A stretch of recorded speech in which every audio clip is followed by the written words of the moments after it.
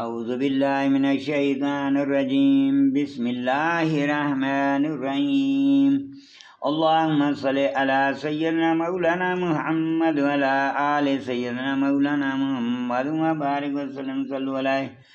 اور ان کی کہاوت جو اپنے مال اللہ کی رضا چاہنے میں خرچ کرتے ہیں اور اپنے دل جمانے کو اس بات کسی جو گھوڑے پہ ہو اور اس پر زور کا پانی پڑا تو دونے میوے لایا، پھر اگر زور کا می اسے نہ پہنچے تو اوس کافی ہے، اور اللہ تمہارے کام دیکھ رہا ہے۔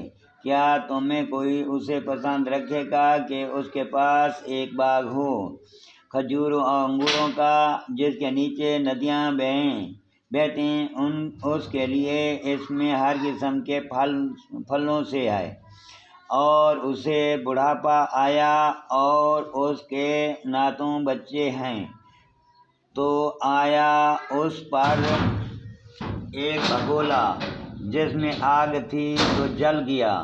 ایسا ہی بیان کرتا ہے اللہ تم سے اپنی آیاتیں کہ کہیں تم دھیان لگاؤ۔ اے ایمان والو، اپنی پاک کمائیوں میں سے کچھ دو، اور اس میں سے جو ہم نے تمہارے لیے زمین سے نکالا، اور خاص نکاس کا ارادہ نہ کرو کہ دو تو اس میں سے اور تمہیں ملے تو نہ لوگے جب تک اس میں چشم پوشی نہ کرو، اور جان رکھ لو کہ اللہ بے پرواہ سراہا گیا ہے۔ شیطان تمہیں اندیشہ دلاتا ہے کہ محتاجی کا اور حکم دیتا ہے بے حیائی کا، اور اللہ تم سے وعدہ فرماتا ہے بخشش اور فضل کا، اور اللہ وسط والا علم والا ہے۔ اللہ حکمت دیتا ہے جسے چاہے، اور جسے چاہے حکمت ملی اس سے بہت بھلائی ملی، اور نصیحت نہیں مانتے مگر عقل والے۔ اور تم جو خرچ کرو یا منت مانو اللہ کو اس کی خبر ہے، اور ظالموں کا کوئی مددگار نہیں۔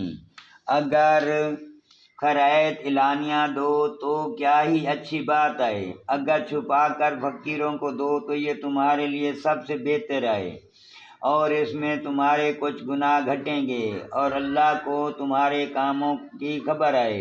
انہیں راہ دینا تمہارے ذمہ لازم نہیں، ہاں اللہ راہ دیتا ہے جسے چاہتا ہے۔ اور تم جو اچھی چیز دو تو تمہاری ہی بھلا ہے، اور تمہیں خرچ کرنا مناسب نہیں مگر اللہ کی مرضی چاہنے کے لیے۔ اور جو مال دو تمہیں پورا ملے گا اور نقصان نہ دیے جاؤ گے ان فقیروں کے لیے جو راہ خدا میں روکے گئے، زمین میں چل نہیں سکتے۔